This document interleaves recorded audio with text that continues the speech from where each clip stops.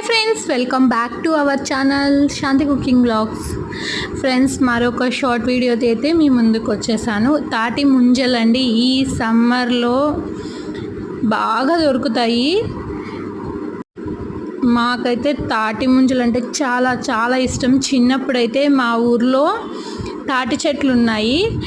మేమందరం మా ఫ్యామిలీ మేమందరం హాలిడేస్కి వెళ్తే అక్కడ మా బాబాయ్ వాళ్ళు తాటి ముంజలు అయితే కొట్టించి ఇట్లా కూడా ఉండవండి, చాలా లేతగా వాటర్గా వచ్చేస్తాయి.